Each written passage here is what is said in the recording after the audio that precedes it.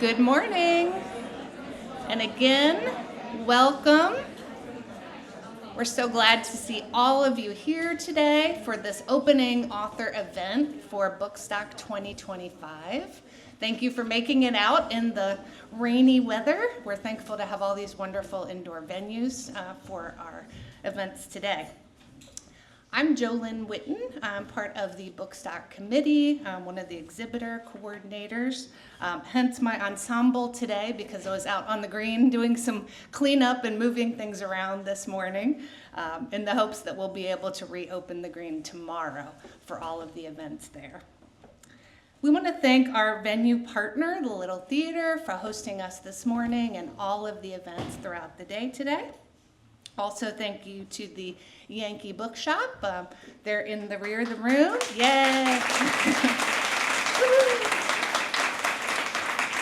They'll be selling books for all of our author events. So they are in the rear of the room. I'll give you a little more information about that before we wrap up. Another event partner who is generously lodging many of our presenters. We've got both the Shire and the Jackson who are providing accommodations so that folks can come and enjoy Woodstock. We will be taking questions at the end, so we'll do a Q&A after Marjan wraps up with her talk.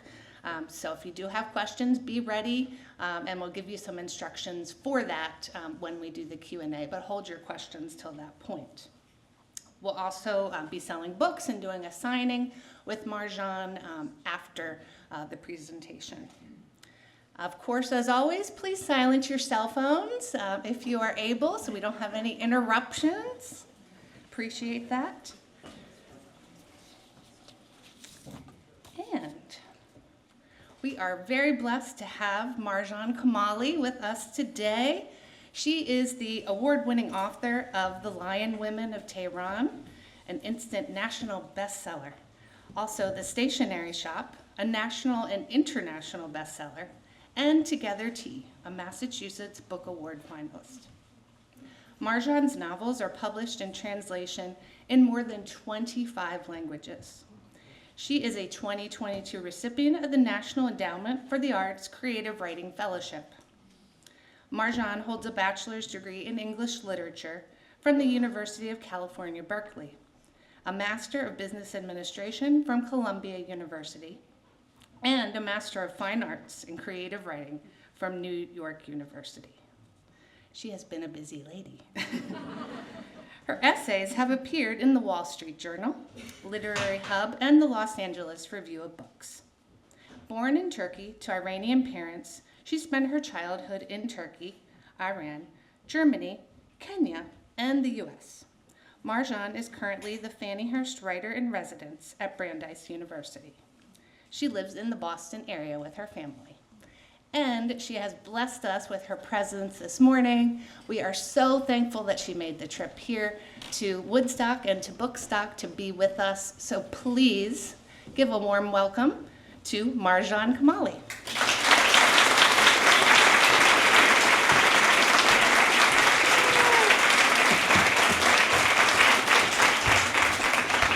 Thank you so much, everyone. It is such a joy to be here with you today. Thank you for that beautiful introduction. Thank you to all the amazing organizers of Bookstock. I've heard of Woodstock my entire life, and this is my first time in Woodstock, Vermont, and I'm supremely tempted to not leave. Maybe tomorrow I just will sort of stow away in a little corner here because I feel it's so conducive to writing and to reading and to feeling like the world is a wonderful place filled with incredible people. But don't worry, I will be leaving and going back out there into the world. But what a fantastic, fantastic festival. Last night was so inspiring. I was listening to the readers at the artistry and just felt a gamut of emotions from hearing the words of those writers. And it's an absolute pleasure to join you today. I thought what I would do is share with you a little bit about my writing journey tell you a little bit about the story behind the story of the Lion Women of Tehran, and the story behind the story of that crazy introduction, because that's my life. And sometimes when I hear it told, it's like, gosh, how did that happen? Meaning the moving, mostly, the moving. So I grew up moving all over the world. I've lived in 7 countries across 5 continents. And when you grow up moving so much, you're always trying to find a sense of home. At least I was. I constantly wanted to find a place where I could call that region, that place, my home. But I constantly failed. In the end, the homeland that I found was in libraries and in bookshops and in books, really. Reading became my home. And this love of reading started at such a very young age. I literally remember the first word I could read, which was barber in a Richard Scarry pictured book. And I ran to my mom and I kept saying, barber, barber, and pointing to the picture of the guy who was the barber, or the rabbit, right? It was probably a rabbit. And she got so excited, and we just sort of jumped up and down for a few minutes, and there began a big love affair. So I've written 3 novels, and because all 3 of my books take place in both Iran and the United States, people assume that I grew up in Iran. And sometimes readers write to me and they say, I love how in the stationery shop you wrote about your childhood and your adolescence. And well, the stationery shop Iran scenes take place in 1953. So, I'm honored that they think it was through experience. But I actually didn't really grow up in Iran, and I didn't live there very long. I only lived in Iran between the ages of 2 and 5 before the revolution, and then again between 9 and 10 and a half after the 1979 revolution. And my family went back. There was this pocket of time, for those of you who may remember, when the Shah of Iran had fallen and there was a vacuum and people assumed or desired for it to become a democracy. We went back and very quickly the tides turned, and I was there for a very pivotal time in Iran's history, because it wasn't just the year and a half when the laws started to rapidly change, laws that pertained to human rights, especially women's rights, but also the war began. So I was there for the first year and a half of the Iran-Iraq War. And we spent many nights in the basement as bombs fell outside. And my mother, like most mothers, tried to make that experience as palatable, as beautiful as she possibly could. So what she did is she stocked our basement shelter with books. She stocked them with a lot of her own English paperbacks. And my older sister, who is, by the way, very bossy, was adamant that I not forget my English, because we had come back to Iran from overseas. So I was fluent in English, and my sister was determined that I not forget my English. So she would make me read those books in English and write book reports for her, which she would then proceed to grade with a red pen. And so there we were, there's a war going on. I'm reading the books we have in English, which are my mother's books, which are the British classics. So I'm reading Jane Eyre and Charles Dickens. My mother didn't have young adult, she didn't have middle grade books. So I'm reading these British classics, and I'm writing longhand book reports for my older sister, who's then grading them. And sometimes I look back and I'm thinking, why did I do it? Like, what made me think I needed to do that? But she is very bossy. So it was then really that it cemented for me this absolute superpower that authors had, because simply by reading words that they strung together on a page, I was able to be transformed to be transported and transformed. That was a good Freudian slip. I was able to be transported to a different time and place, and yes, transformed. And every time we made it back up, I was keenly aware of two things. I was aware that I was super lucky to be able to make it back up, because not everybody did. But I was also really aware of the power those writers had. And deep in my heart, I knew I wanted that superpower one day. So those were difficult days, but one thing that got me through it, in addition to the reading, another thing that got me through those days was I had a best friend. So I had a best friend, and she and I did everything together. We did our homework together. We played together almost every day. I knew her mom, she knew my mom. We shared our dreams. We also shared our fears, because we were young girls living in an increasingly autocratic state. And so when my family left Tehran and I arrived in New York City at the age of 10, I knew I had to live doubly hard for both of us. And in the beginning, she and I exchanged letters on aerograms. Remember those trifold? Yes, I love being with an audience who's not 18. Because sometimes when I tell my undergrad students, they're like, letters? I'm like, yes, we used to put them in the post box. And so we wrote these letters, and we exchanged these letters for a year or two. And then, as often happens, we just sort of lost contact. And I knew I was in this new country, and I knew I had to work very hard. And I was a very good immigrant child. I attended a high school that specialized in math and science, which is every writer's dream. I took 3 subway trains to get from our home in Queens to the Lower East Side of Manhattan, where my high school was.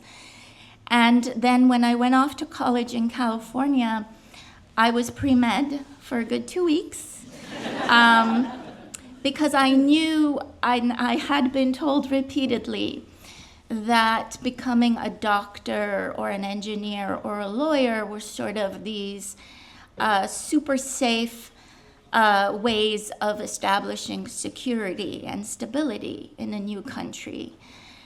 But then I had the privilege of taking a freshman seminar with a wonderful professor named Charles Muscatine. He was a Chaucer scholar. And one day in his office hours, he was talking to me about my paper. And he just leaned over and said, "What's your major?" And I told him about my ridiculous plan of going into, medical field. And I must have sounded sad about it. And he said, "Listen, you need to switch your major. You need to become an English major, and I think you should be a writer."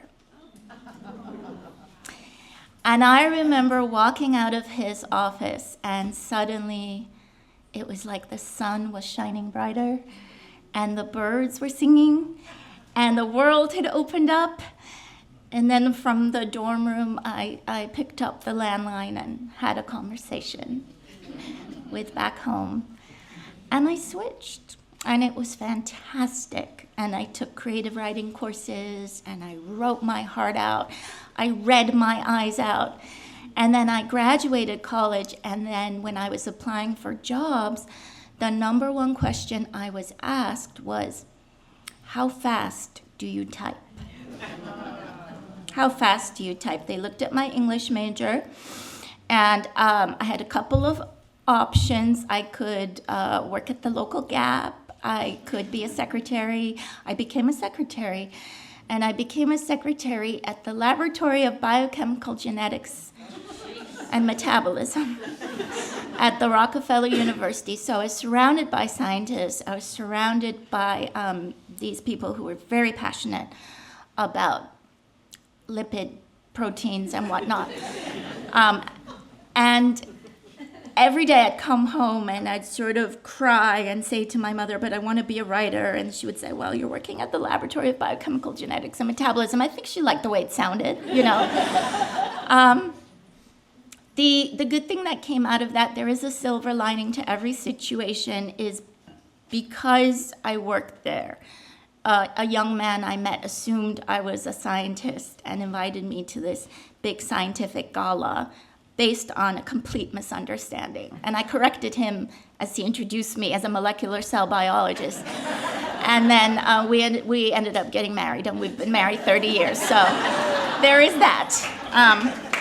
Thank you to the laboratory for that. But, life happens, as you all know. I wanted to be a writer, but it was a very, very zigzaggy path. I ended up moving with my new husband to Europe. I worked for a while at a pharmaceutical company. I did a little stint acting in a theater group. I came back to the US, and I was increasingly aware that I needed to have a salary that, was maybe a little bit higher than what I was making.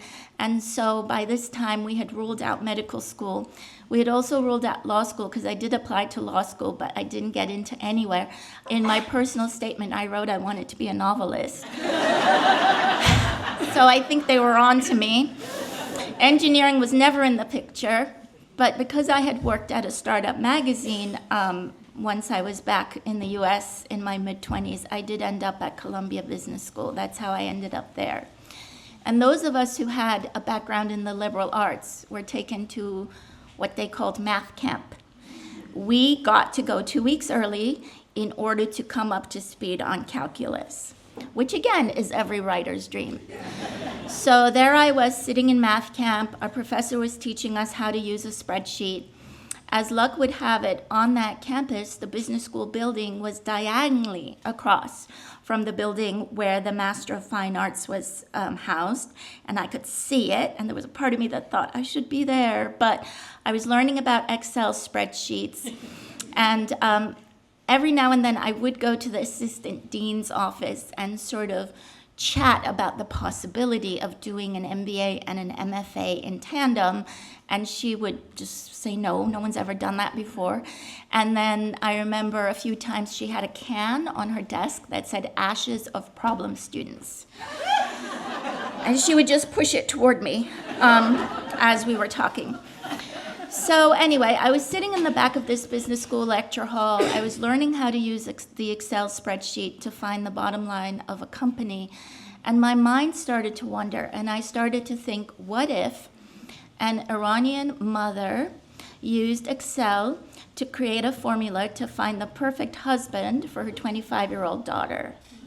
There's something on my mind. And so right then and there in the back of that business school classroom, I started to write the first few sentences of this story. And those first few sentences later became the first chapter of my first novel, Together Tea.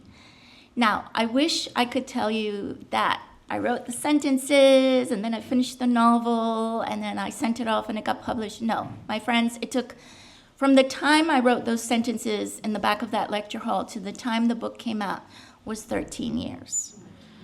Because life happens. I finished the MBA. I did eventually, Columbia said, just apply wherever you want outside of here, do whatever you want. So I ended up going to NYU to get the MFA. And those of you who are familiar with Manhattan, I used to go in the mornings to do the business school program with all my Republican friends. And then I'd do like a little switcheroo and go downtown to the Village to do the MFA program with all my artsy-fartsy liberal friends. And everybody said, why are you doing this? And I was commuting from New Jersey, but I think if I had to psychoanalyze myself, there was what we call survivor's guilt, immigrant guilt. I knew the people I had left behind remained in Iran. My best friend remained in Iran. And so maybe I felt like I had to sort of overcompensate and overaccomplish. Don't worry, this isn't going to be like a therapy session. We don't need to go into that.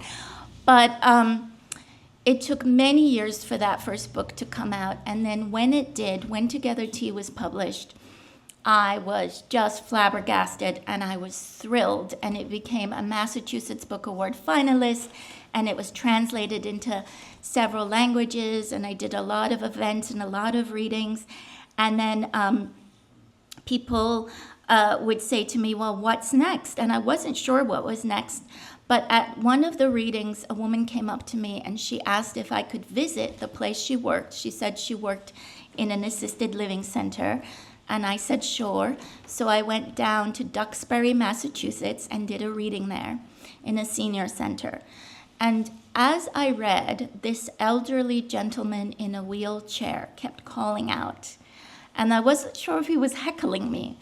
But later we sat down to this lovely Persian lunch that they had arranged, because there's a lot of food in all my books. And he wheeled himself up to my table and he said, did you know I met the Prince of Spain? I traveled with Charles de Gaulle. And he went on saying these outlandish things. And everyone at the table just kind of was a little embarrassed. They shushed him. They said, don't bother the author. But I asked him his name. And later, when I was talking to my own father and he asked me how the book events were going, I mentioned this gentleman's name because he had an Iranian name. And my dad thought he knew every Iranian American of a certain generation. So I said, yeah, and there was this guy. He said all this stuff. I said his name. And then my father said, oh, wow. That was one of our most decorated dignitaries. He met the Prince of Spain. And he traveled with Charles de Gaulle. And he met all these world leaders. And I couldn't believe it. And later I Googled him, and I realized it was all true. And I was so struck by this notion of an elderly person in this senior center with this past that people didn't believe, or maybe they believed it, but they didn't care. And so that became the seed for my second novel. And those of you who've read The Stationery Shop know that it opens with the image of an elderly man in a wheelchair in a senior center called the Duxton Senior Center. My clever disguise.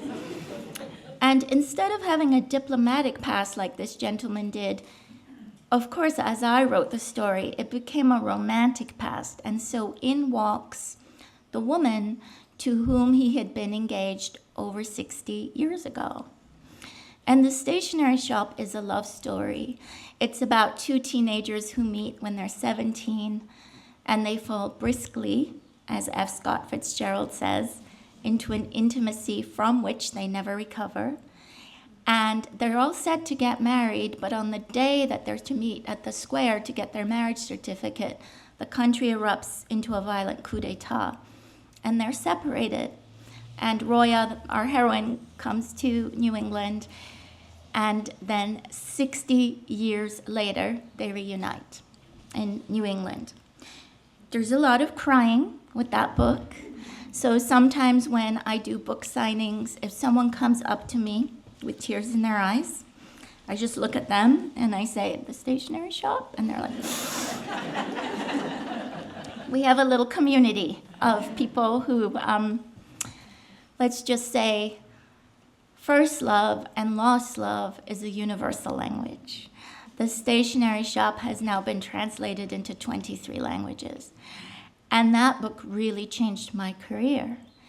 And after it came out, I started writing the next book. It was about 4 moms in suburban New England who were obsessed with their firstborns applying to colleges and going to Ivy Leagues. Use my imagination. I live in a very competitive town in the Boston area.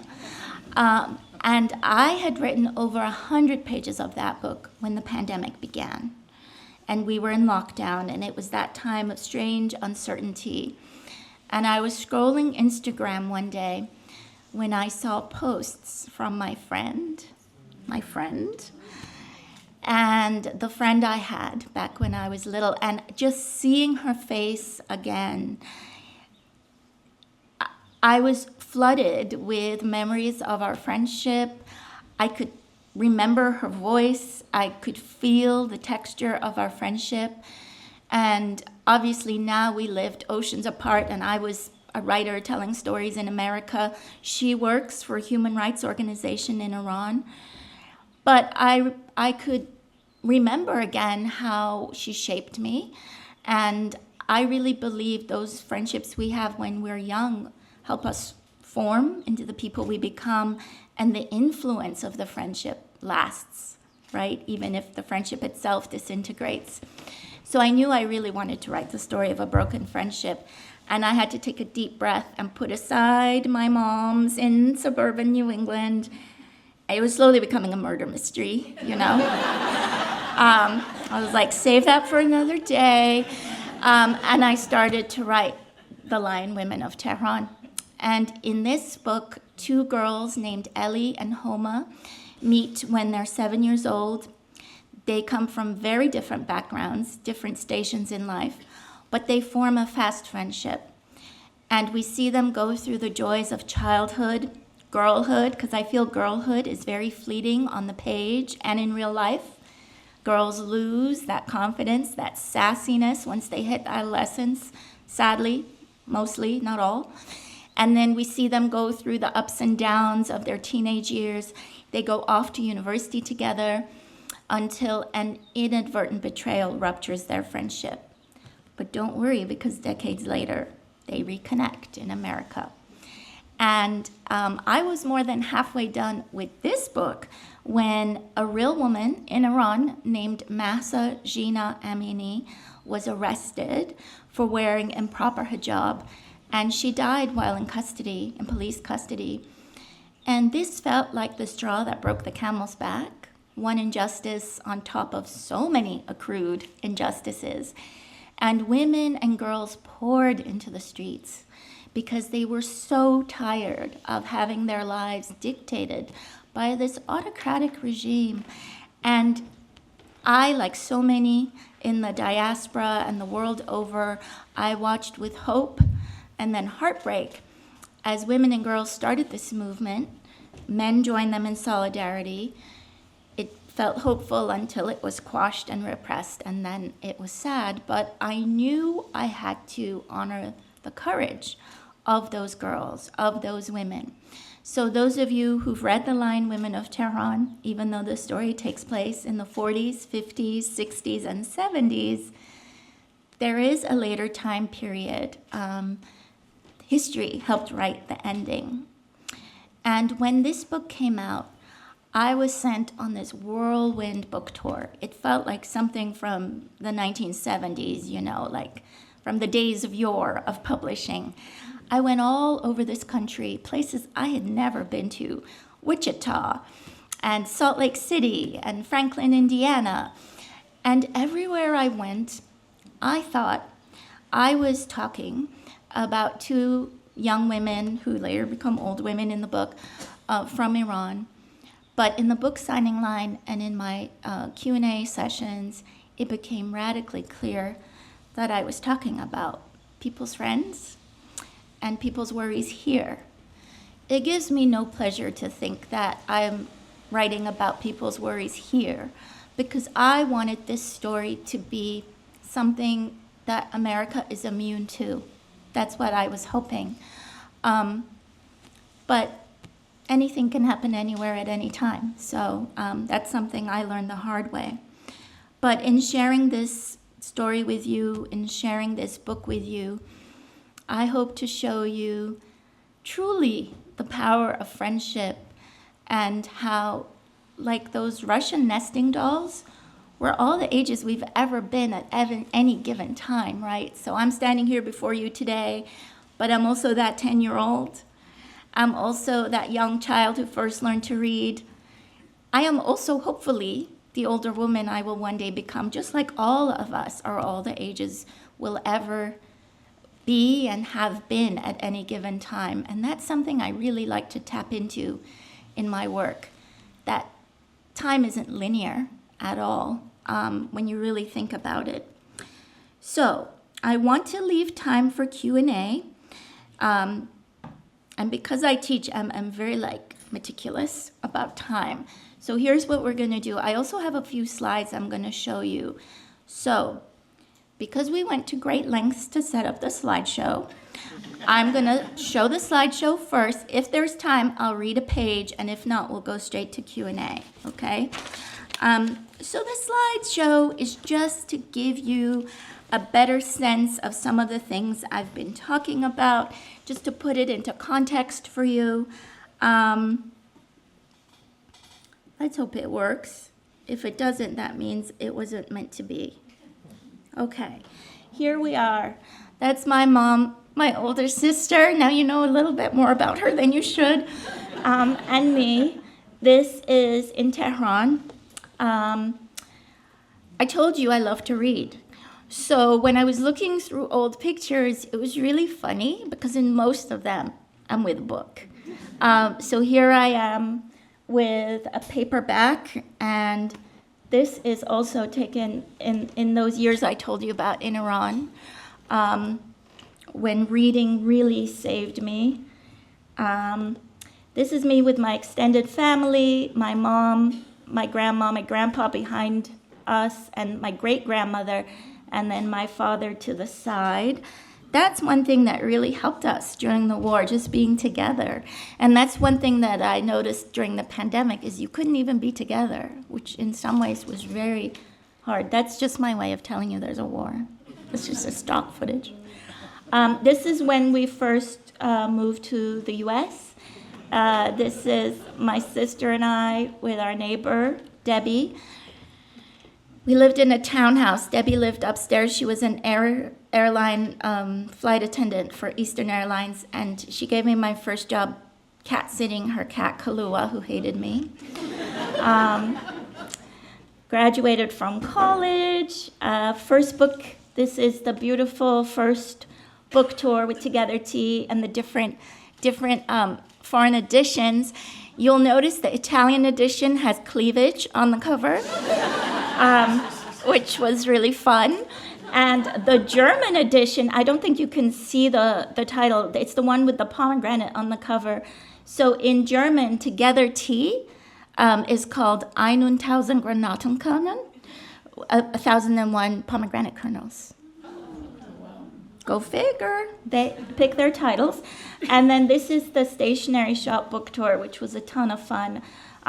Much of it then coincided with the pandemic when the paperback came out. And then the Lion Women of Tehran. This is right before it came out. But I wanted to give you also a little bit of context about the backdrop of the Lion Women of Tehran, because the two friends, Homa and Ellie, Homa is a women's rights activist, and she is just an idealist who's fighting for women's rights for decades on end. And people think that the women's rights movement in Iran may have started after the revolution. It's actually over 100 years old. So this is one of the first women's rights associations in Tehran. This is an old family photo from the late 40s, early 50s. This is when Ellie and Homa would have been coming of age. This was a time when young women in Iran felt their worlds expand. They were gaining rights. They were gaining opportunities. They truly felt, because they were the first generation who were pioneers professionally and education-wise. So they truly felt like they could own the world. This is my mom's high school class. She's in the first row, right there in the middle. Ellie and Homa attend my mom's high school. So all the high school details are real, because I bothered my mother so much asking questions to the point that she became weary. But I told her, I need to know what you had for lunch. I need to know where you went for lunch. I need to know the exact ingredients of everything. So the food, everything is real. Women in university. And, when you look at old magazines online, it's really striking because it was a different vibe, There was a different situation for women. And I don't mean to paint everything in the Shah's time with a glorious brush, because it wasn't glorious. There wasn't freedom of speech. There wasn't freedom to dissent. But when it came to women's rights, it was a different story compared to now. And then after the revolution, and this is a scene in the book, thousands of women marched on the streets all over the country because they were worried about losing their rights. They hadn't lost them yet, but they were worried that they might. And so in the Lion Women of Tehran, Homa attends this march. She attends with her daughter. That's a little bit of a spoiler, but don't worry, pretend you didn't hear that. And, the quotes I took from the reporters from the New York Times, those are all real. But something happened. What happened, and this happens in the book, and it happened in real life, as these women marched on the streets, some men attacked them. They attacked them and called them terrible names, called them prostitutes and garbage and whatnot. But then what happened was other men formed a human chain around the women to protect them and to show solidarity. And this, too, is a scene in the book, because that's the other side of the story that we often don't hear.